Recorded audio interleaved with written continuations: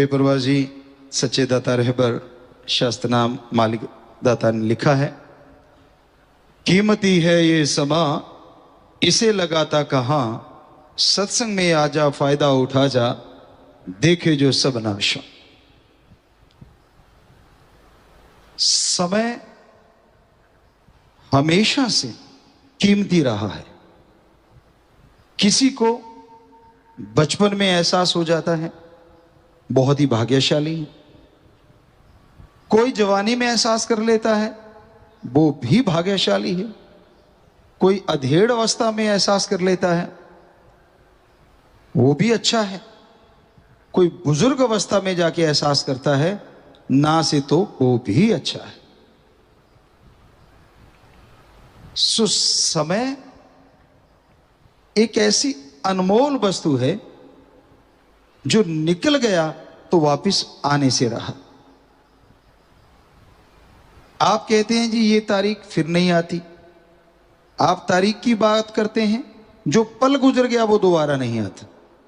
आज की तारीख, आज का दिन, आज का सन और आज का ये पल, ये जब गुजर गया तो फिर कब आएगा। सो कहने का मतलब, चाहे आप कागजों में देख लो, चाहे वैसे सोच लो, समय कभी भी किसी के लिए ना तो रुका था, ना रुका है और ना कभी रुकेगा। ये तो चलता रहता है। घड़ी खराब किसी के हाथ पे बंदी देखिए, देखी होगी, कई होते हैं मस्त मलंग, पर वैसे कोई बांधता नहीं। आजकल तो बच्चे वैसे नहीं बांधते, क्योंकि जेब में से निकाला, अच्छा टाइम क्या है। वैसे टाइम की उनको जरूरत भी नहीं पड़ती, क्योंकि गेम ही खेलना होता है, या चैटिंग या सर्चिंग या गेमिंग, और बेचारे मसल पड़े पड़े रोते हैं। पर टाइम उनके लिए भी नहीं रुकता, टाइम किसी के लिए नहीं रुकता, ये चलता चला जाता है। टाइम एक ऐसी चीज है, अगर ये रुक गया तो सब कुछ रुक जाएगा। पर मनुष्य एक ऐसा जीव है जो इस टाइम के साथ चल सकता है। चल तो और भी सकते हैं, पर उनको इतनी अकली नहीं है कि वो समय के अकॉर्डिंग चल सके। समय के अनुसार चलना बेहद जरूरी है। हम ये नहीं कहते कि मोबाइल फोन ना रखो, हम ये नहीं कहते कि टीवी ना देखो। समय की बात है, कभी कहा भी था, पर आज समय है नहीं कहते।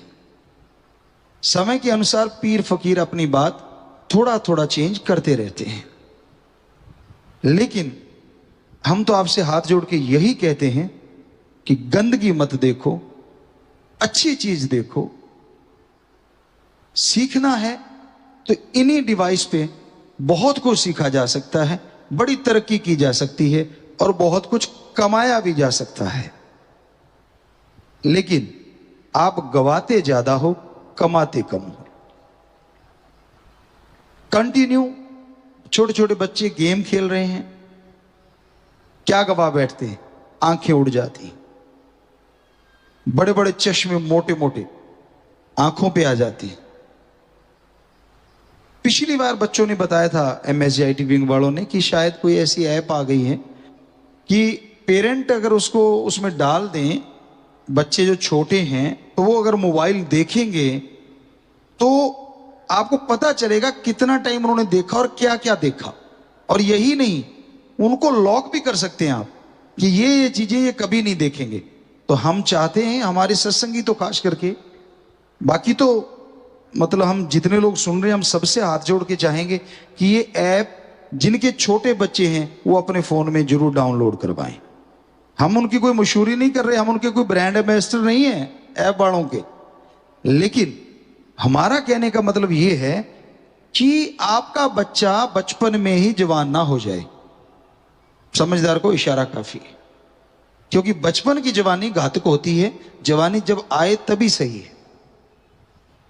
बचपन में वो उनके नॉलेज के लिए नहीं है।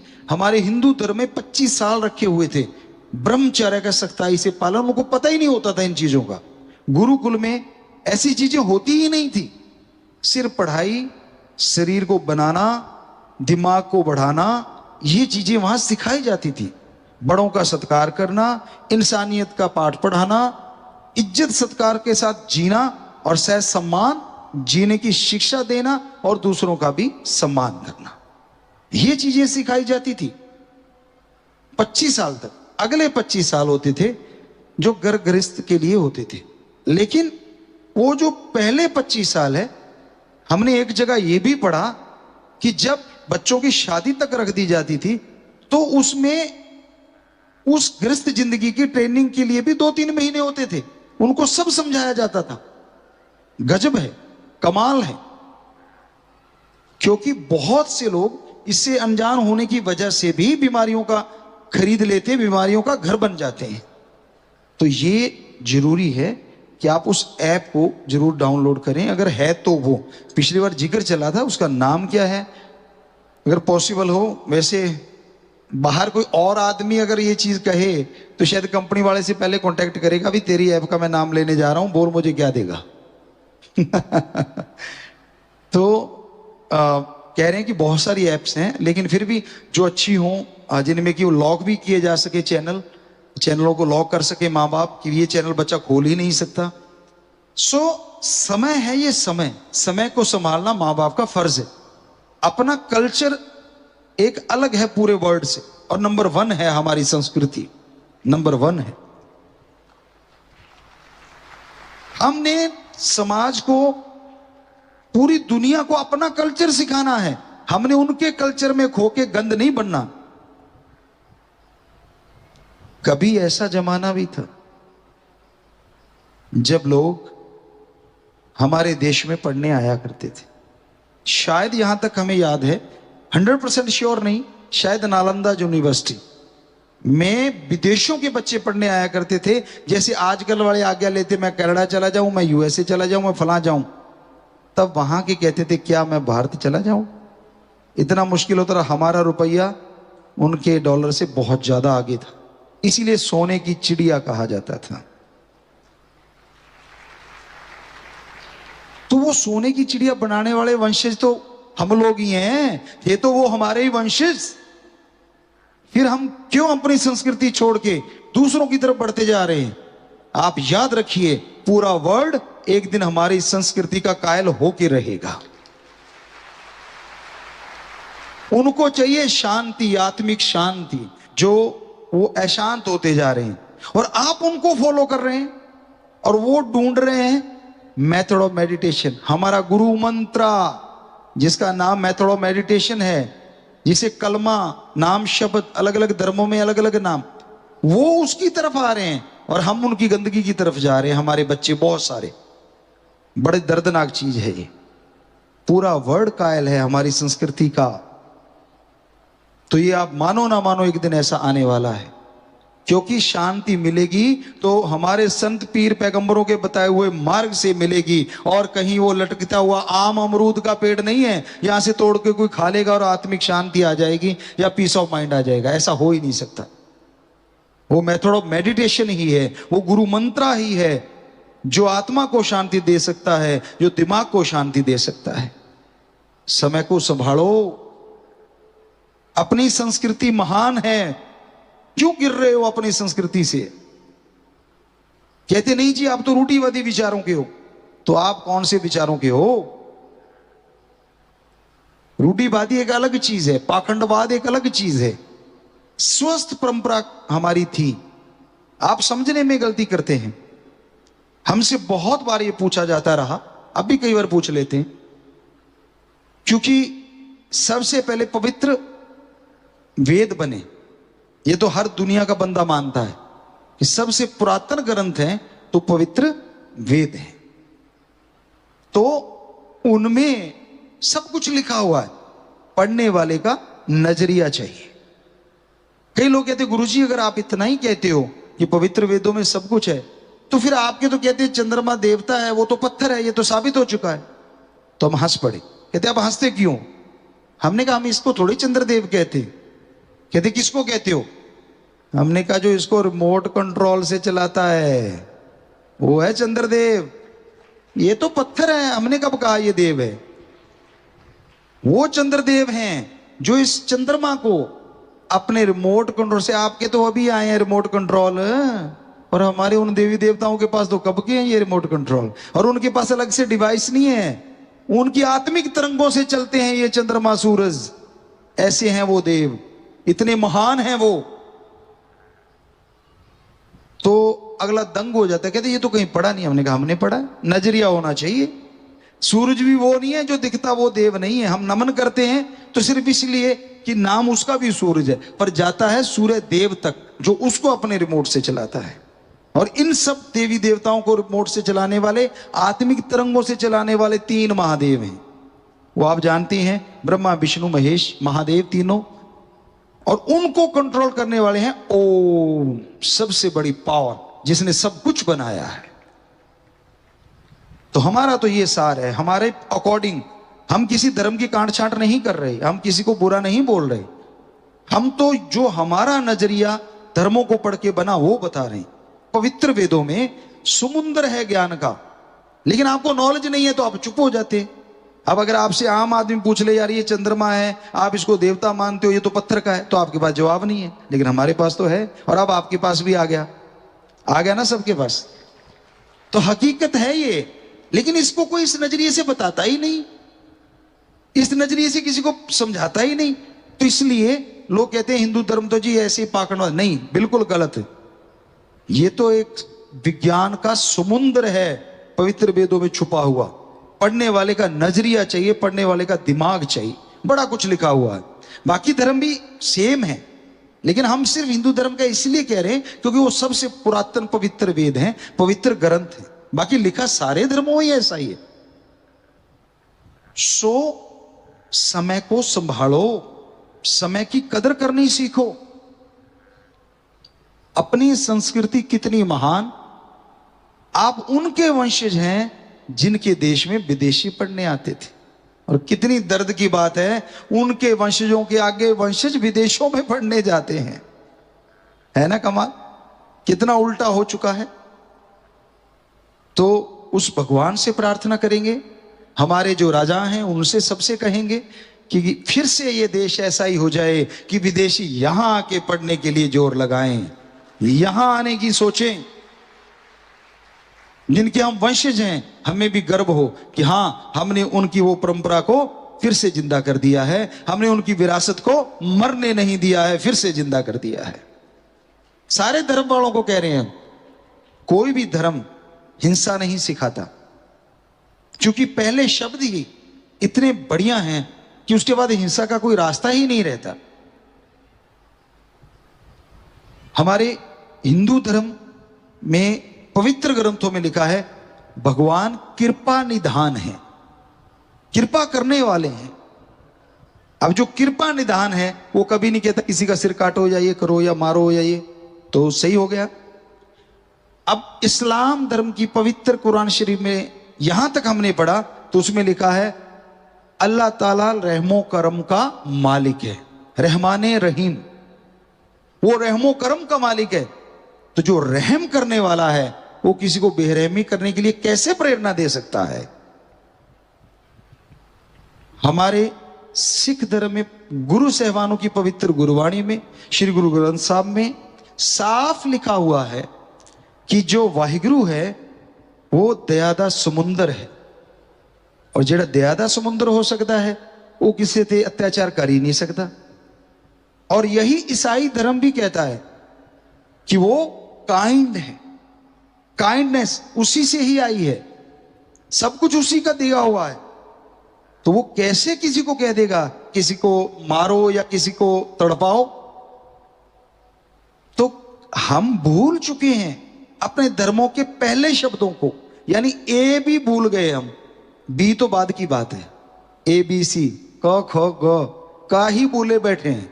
जो पहला शब्द है हमारे धर्मों का वो हम भूल गए हैं, वो रहम करना है, दया करना है, क्योंकि वो कृपा निदान की औलाद कभी राक्षस नहीं हुआ करती।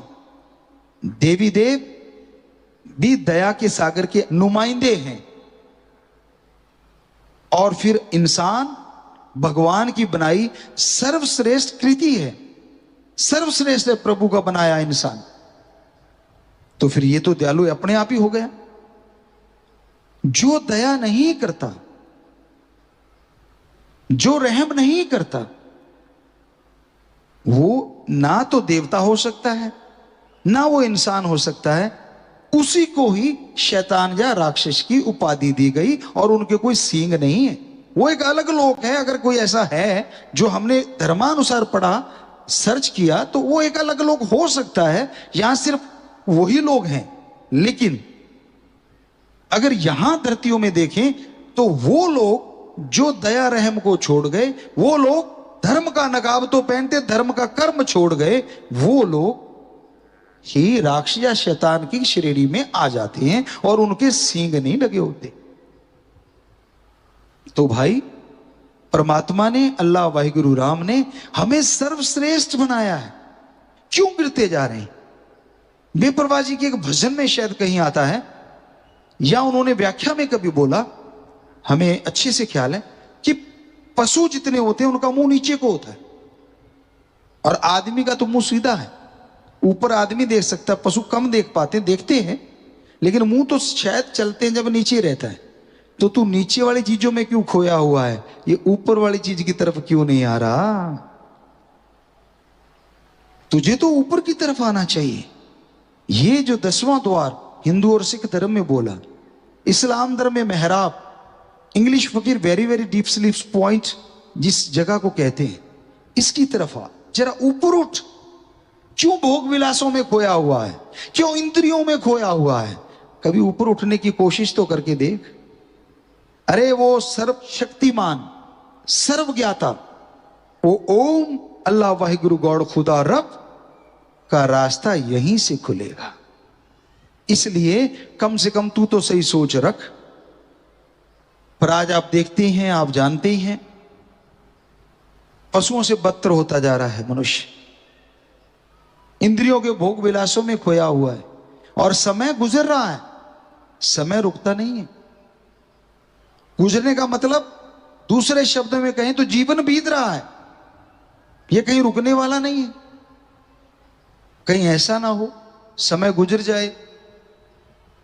वो है ना, फिर पछताए होत क्या जब चिड़िया चुगी खेत, कि फिर पछताने का क्या फायदा जब चिड़िया खेत ही चुग के चली गई, जब श्वास ही ना रहे, वो लास्ट का समय ही आ गया और समय ने कह दिया, इजाजत नहीं दी कि बस थोड़ा सा समय बाकी है, और आपने पहले कुछ किया नहीं, उसमें समय के अनुसार आप कर नहीं पाते। क्योंकि कभी पैर में दर्द, कभी घुटने में दर्द, कभी कमर में दर्द, कभी ऊपर नीचे दर्द, कभी कहीं दर्द, कभी कोई बीमारी तो कभी कोई बीमारी, उसी में उलझ के रह जाते हो। कभी कोई टेंशन, जो पैदा किए उन्होंने टेंशन दे दी, या फिर खुद के बनाए हुए जो बिजनेस व्यापार है उन्होंने टेंशन दे दी, या मन ने टेंशन दे दी, सोचों ने टेंशन दे दी। आप तो उन्हीं में उलझ गए, क्योंकि उम्र काफी होगी ना, जिंदगी के कई पड़ाव पार कर चुके आप, तो वो पड़ाव ही आपके अंदर घूमते रहते, निकलने का नाम ही नहीं लेते आप उनसे बाहर। तो फिर कैसे जपोगे राम का नाम? और नहीं जपोगे तो ये समय बर्बाद हो गया, यानी जीवन गया, खत्म हो गया आपका। यार, आप कितनी जिज्ञासा होती है आदमी के अंदर। हम आज भी स्टूडेंट हैं, आप में से किसी के अंदर भी कोई गुण दिखता है, हम फौरन ग्रहण कर लेते हैं, आपको अपनी हकीकत बताते हैं as a human being, as a इंसान। एज ए संत पीर फकीर वो तो शास्त्र नाम शामस्तान है, वो हम है ही नहीं, हमारे शरीर में वही काम कर रहे हैं। पर एज ए इंसान आज भी हम स्टूडेंट है, और हमें लगता है हमेशा स्टूडेंट ही रहेंगे। हर आदमी में कोई ना कोई गुण जरूर होता है, बस निगाह गुण की तरफ होनी चाहिए। चाहे कितना भी बुरा इंसान क्यों ना हो, जब मेरी निगाह ढूंढी गुण रही है तो मैं उसमें से जरूर कोई ना कोई गुण निकाल लूंगा। उसको लेके अपने आप को परिपूर्ण करो, ये है हमारी कल्चर, ये है हमारी सभ्यता। लेकिन आप तो गुण तो अपने गाते हो, मैं ऐसा हूं, मैंने ये किया था, मैंने वो किया था, मैं ऐसा था, मैं वैसा था। जो खुद का गाते हैं ना वो उड़ जाया करता है, और जो दूसरों का गाते हैं वो आ जाया करता है। दूसरों की तो आप बुराइयां गाते हो तो वो आपके अंदर आ जाएंगी, और खुद के गुण गाते हो वो उड़ जाएंगे। क्या कभी आप में हिम्मत पड़ी है खुद की बुराई गाने की, पर्दे के पीछे? क्या क्या होता है? कभी बोले हो किसी को? ना जी ना, इज्जत का सवाल है। तो फिर दूसरों की कैसे बेइज्जती करते रहते हो भाई? दूसरों की बुराइयां क्यों गाते हो? कौन सा परमिट मिला हुआ है आपको? क्यों समय बर्बाद करते हो? क्या यह समय की बर्बादी नहीं है? नशा करना बहुत ही बुरी चीज है, लेकिन कोई बीड़ी पीता है, सिगरेट पीता है, क्यों पीता है? कुछ पल के लिए उसको नशा आता होगा। पर ये चुगली निंदा में कौन सा नशा है जो आप करते हैं? हमें बताइए तो सही, क्या नशा है इसमें? कुछ भी तो नहीं, सिवाय टेंशन आपको देने के। जितना चुगली निंदा बुराइयां गाओगे दूसरों की, हमसे लिख के ले लो, 10 दिन बाद आप चेक कर लेना, आपके दिमाग में ज्यादा टेंशन होगी 10 दिन पहले से, गारंटी है इस बात की। और आप राम नाम के गुणगान करने लग जाओ, 10 छोड़ो 5 दिन बाद चेक कर लेना, आपका माइंड ज्यादा फ्रेश होगा पहले से। तो समय की कदर करना सीखिए, समय को बर्बाद मत कीजिए फजूल की बातों से। कोई आप में से सत्संगी बैठा और आप लोग बैठ के ऐसी चुगली निंदा कर रहे हो, वो बहादुर होगा जो कह दे यार भाइयों आप ये छोड़ के क्यों ना राम नाम करें, ये छोड़ के क्यों ना किसी की सेवा की चर्चा करें, ये छोड़ के क्यों ना मानवता भलाई की चर्चा करें, क्यों ना ये छोड़ के देश भलाई की चर्चा करें, क्यों ना ये छोड़ के संसार के भले के लिए कुछ सोचें। तो यकीन मानो कुछ ना कुछ जरूर निकल आएगा, क्योंकि ये चीज बहुत बड़ी बनाई है ईश्वर ने, बहुत पावर दी है इस माइंड में। तो समय की कदर करो, समय रुकने वाला नहीं है। आप गेम खेल रहे हो, कल 2-4 बच्चे बैठे थे, उनसे चर्चा हुई, हमने कहा फिर मिलता क्या है गेमों से? वो कहते जी हमने कोई कोई कोई ऐसी ट्रॉफी मिली हो हमें दिखाइए कुछ। हम पूछने वाले थे, पूछा नहीं, कि जो हम मेडल देख सकें, गोल्ड मेडल आपको मिला हो।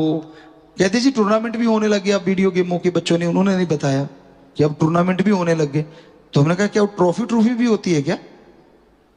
कोई ऐसी ट्रॉफी होती हो जैसे ओलंपिक में होती है, फिर तो कहें कि चल खेल लो। हमें लगता है कि वो टूर्नामेंट होते होंगे और ज्यादा लेते होंगे, थोड़ा देते होंगे। ऐसा तो कोई नहीं होगा जो आपको गेम खिलाए और अपना नुकसान करवा ले। इतना मूर्ख तो गेम बनाने वाला हो नहीं सकता। हैरानी जन के कल एक बच्चे ने बताया कि 30 लाख के 50 लाख रुपया वो कोई गन गुन खरीदते, पता नहीं कपड़े खरीदते कोई गेम में, उसमें ही उड़ा दिया एक बच्चे ने। ज्यादा अमीर का बच्चा होगा, नहीं तो इतने में तो सोचिए आप, कार्ड कूड था कोई, कहता सारा ही उड़ा दिया। और लिया क्या, वो फोन में ही कपड़े लिए हैं, हाथ में कुछ भी नहीं है, गन भी कोई फोन में मिलती है। सारा बर्बाद कर दिया, 50 लाख। सोच के देखो, इससे कोई बर्बादी और हो सकती है? बस सनक चढ़ी हुई है दिमाग पे, मसल डेड हो रहे हैं, खोपड़ी चलो तेज हो रही है, पर हो रही है फायदा क्या हो रहा है? लग तो गेम में ही रही है, उसको कहीं और अच्छी चीज में लगाओ तो फायदा। इधर से तेज कर ली और फिर आपने देश में ओलंपिक जीत लिया तो मान ली बात कि आपने कुछ कर दिया। हम नहीं कहते गेम ना खेलो, कोई बात नहीं, कभी थोड़े समय के लिए एंजॉय आप कर लीजिए, लेकिन ये क्या हुआ कि सारा दिन ही उसी पे लगे हुए और बच्चों को भी उसी में उलझा रखा है। तो ये समय से बर्बादी का इससे बड़ा कोई और कारण हो ही नहीं सकता। तो कहने का हमारा मतलब, बड़ों को चाहिए वो बच्चों को शिक्षा दें, पर उससे पहले खुद को ज्ञान। जो अपने आप को ज्ञान दे लेता है ना, वो दूसरों को ज्ञान दे सकता है। आपको पहले भी एक बात सुनाया करते थे, आज बाई चांस ख्याल में आ गई। एक सज्जन थे, वो अपने बेटे को रोज सिखाते थे, बेटा झूठ नहीं बोलना चाहिए। तो बच्चा भी सुनता था, कहता ठीक है पापा झूठ नहीं बोलूंगा। वो नौकरी करता था वो सज्जन, बच्चे का पापा। तो एक दिन उसके बॉस का फोन आ गया, उसने बंक मारा हुआ था, यानी दफ्तर नहीं गया हुआ था। तो फोन आ गया और पता चल गया नंबर, आजकल आपको पता हाईटेक है सारा सौदा, पता चल गया बॉस का नंबर है। तो घरवाली को कहता है बॉस का नंबर है, कह देना मैं तो घर में ही नहीं हूं, मेरे से बात करना चाहेगा? बच्चा बैठा देख रहा है, जिसको मास्टर जी बन के सिखा रहा था झूठ नहीं बोलना चाहिए, कह रहा अच्छा मेरा हेड मास्टर क्या कर रहा है। तो उसकी घरवाली फोन उठाती है, बॉस पूछता है भी मैंने उससे बात करने आया क्यों नहीं? कहते जी वो तो घर में ही नहीं है। कहता अच्छा कहाँ गया है? कहते जी कोई काम गया हुआ। फोन काट दिया। कुछ नहीं, नॉर्मल सी बात लगती है। लेकिन बच्चे ने, स्टूडेंट ने सीख लिया कि ये बोलने में अच्छी चीज है कि झूठ नहीं बोलना चाहिए, पर जब जरूरत पड़े ठोक दो, कोई हर्ज नहीं, क्योंकि हेडमास्टर साहब ने ठोक दिया। तो ये आप ही तो सिखा रहे हो ना अपने बच्चों को, नहीं सिखाते? होता है ना ऐसा। हम तो हकीकत बोलते हैं, झूठ तो बोलते ही नहीं, ना कभी बोले थे ना बोले। तो कहने का मतलब ये नहीं कि ये तो रजो तमो सतो गुणों में आ जाती हैं चीजें, ये तो आदमी के अंदर चलती हैं। जब जरूरत पड़ती है तो इन चीजों का इस्तेमाल करता है ये, कभी झूठ बोलेगा, कभी गोल मोड़ कर देगा, कभी कुछ करेगा, ये तो चलता रहता है। लेकिन बच्चों को बर्बाद तो मत करो। आने वाली पीढ़ी सिर्फ आपकी नहीं है, ये हमारी संस्कृति की विरासत है, उसको संभालना है। आने वाली पीढ़ी उनके नुमाइंदे हैं, उनको हम संभालेंगे, उनको अगर हम सही रखेंगे तभी तो पूरा वर्ल्ड इस देश को फिर से गुरु मानेगा अपना। तो समय की कदर करो। समय इसलिए बेपरवाही कि आज हम सिर्फ और सिर्फ मुखड़ा जो है, साइन कह लो भजन का या टेक कह लो, कीमती है ये समा, इसे लगाता कहां। सत्संग में आ जा, फायदा उठा जा, देखिए जो सब नाशवा। इतने से मैं इतना कुछ आ गया, कब से आपसे चर्चा करी है। तो बेपरवाही की एक एक शब्द में ग्रंथ भर सकते हैं हम बोल बोल के, पर सुनने वाले का मादा भी तो चाहिए। इतना सुन के इतना ही मान लोगे, अगली बात फिर सुना देंगे, एक बार इतना तो मानो। मानने के लिए तो आपको दो वचन नहीं मांगे, ज्यादा चीज तो मांगी ही नहीं। और जो नए भाई सुन रहे हैं, एक बात वो मान ले, सिर्फ एक ही चीज कि जहां भगवान ना हो वहां पे बुरा कर्म कर लेना, और यहां भगवान हो वहां अच्छा ही करना है, कभी बुरा कर्म ना करना। बस एक बात मानी, दूसरी बात ही नहीं मांगते। पर आपको थोड़ा सा बता दें, वो खसम आपके अंदर है। जब कुंडी लगाओगे अंदर हो तो आपके अंदर है, अंदर से कैसे निकालोगे? तो कहां नहीं है, फिर क्या कैसे करोगे बुरा कर्म? मांगी एक ही चीज है, देखो ज्यादा तो हमने मांगा नहीं। सो पीर फकीर संतों का तो काम ही ये होता है सच बताना। सच कड़वा होता है, वो तो अब सारी दुनिया जान गई। सच बोलने के लिए जिगरा चाहिए, और ये शास्त्र नाम शाह मस्तान साईं जी ने ऐसा जिगरा दिया है। सच बोलते थे, बोल रहे हैं और बोलते रहेंगे, हो ही नहीं सकता कोई हमें सच बोलने से रोक। सच तो बोलेंगे ही बोलेंगे, और जो सच है। और आज आपको एक ही पाठ पढ़ाया है कि हमारी संस्कृति बहुत महान है। हम जिनके वंशज हैं, उन्होंने पूरी दुनिया को झुका दिया था इस देश के लिए। तो आज हम सबसे आह्वान कर रहे हैं, आप लोगों से, आम जनता से भी, राजा महाराजाओं से भी, सभीयों से, कि बस इतना सा कर दो, जो मर्जी करो आप अपने अकॉर्डिंग करो, लेकिन काश वो समय फिर आ जाए, कनाडा के लोग कहें भारत में जाके पढ़ना है, भारत में जाके सीखना है, ऑस्ट्रेलिया, यूएसए, सब दुनिया कहे वहां से सीख के आना है, तो मजा आ जाए। नाम चाहे आप अपना ही कर लो, किसी का कर लो, क्या फर्क पड़ता है, क्योंकि सारे उसी के वंशज हैं, हम सारे के सारे।